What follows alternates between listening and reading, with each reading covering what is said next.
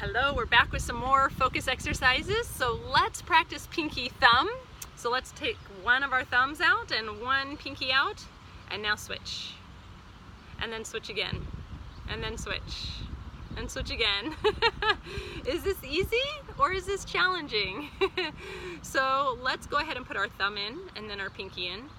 And then let's make it a little bit easier and do thumb out, pinky out. Thumb in, pinky in. Thumb out, pinky out. Thumb in, pinky in. Thumb out, pinky out. Thumb in, pinky in. Is that a little bit easier? What we're doing is we're integrating the right and the left side of our brain, because our right hand controls the left side of our brain and our left hand controls the right side of our brain. I know I'm opposite than you. So opposite in when you're looking at this. And so we are making new neural connections in our brain. So cool that the more we practice something, even when it's challenging, we're making those new connections. So even for us adults, we can make our brain younger and more flexible practicing these mindfulness movements. And for kids, we can help them integrate their brain. So let's try it one more time. So thumb out, pinky out, thumb in, pinky in, thumb out, pinky out, thumb in, pinky in. Now this time let's do both out and then both in. And then both out and both in. Both out and both in. So with these exercises, we can break them down so they're easier, and we can help ourselves, our teachers, and our students learn how to do these and make it a little bit easier. The kids tend to be quick. It's usually us that struggle with this activity. Now, once you master this, you can change the positioning. You can do thumb up, pinky down, and even just changing the position will change your brain, and it will make it challenging once again. Okay, are you ready for another brain activity? So this time I want you to tap here.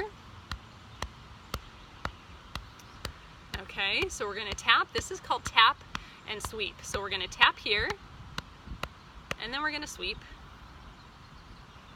Just sweep your hand up and down. And now we're going to tap and sweep. So let's tap and sweep. And switch. Tap and sweep. And switch.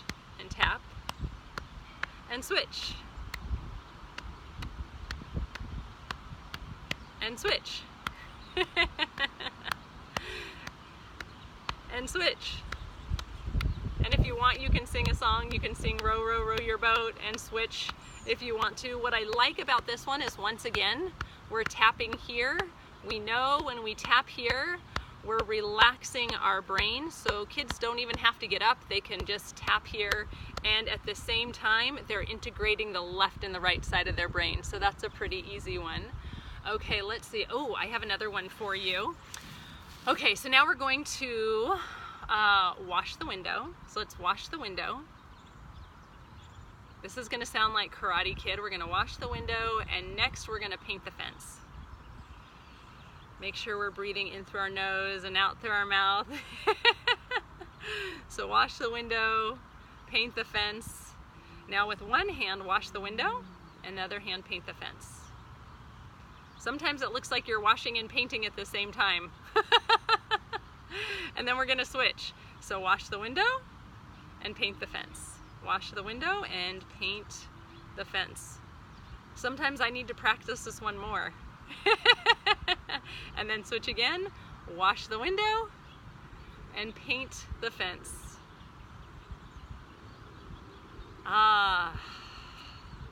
Notice how your brain feels. Take a breath in. I don't know about you, but my brain feels like it's been exercising a little bit. And all three of these activities, once again, are integrating the left and the right side of the brain, and they're helping our brain focus. It will help reduce stress, anxiety, and probably if you're working with high school or middle school, they're going to be laughing and thinking it's really silly. And that's even better, because when we laugh, we're releasing negative emotion from our body.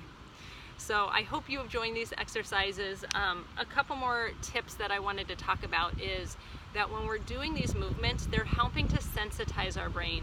They're helping us become more aware of our body and our brain. And what we're seeing in society is that people are becoming more disconnected with each other, but even disconnected with themselves. And so important that we're teaching kids and adults how to connect with their own body, that our body is our best guide, and we need to learn to connect back with our body and to trust ourselves. You know, if you're familiar with the idea of having a gut instinct, that sometimes our body will literally tell us if something is right or wrong for us, our body is our best guide, and when we learn to pay attention to our body, we can learn to pick up the clues that our body's telling us if something is right for us. When our friends are wanting us to do something that we know isn't right for us, in our body, we feel that feeling in our gut like that's not right. We want to teach kids how to trust their own body, how to feel their own body, that it's safe to pay attention to their own body so that they can be in tune and they know to trust themselves when they're getting those gut instincts that something's not right, that something's wrong. Really important. So not only is it important that we use these mindfulness tools to help connect students to their bodies, but that we're connected and we're present in our body, but besides that, that we're connecting with each other. And so in my next video, I'm going to show you a couple activities that are partner activities. And when we are connecting with another person and doing these fun activities, we are helping really that connection that we all need. We're helping to grow that connection. So that's another reason that these mindfulness brain breaks are so important in the classroom setting, because they're helping the students to build relationships and connect to each other, or connect teacher and student together. And with technology, we need to create that healthy relationship with technology, but so often we're on a phone or a tablet or some type of screen and we're not connecting.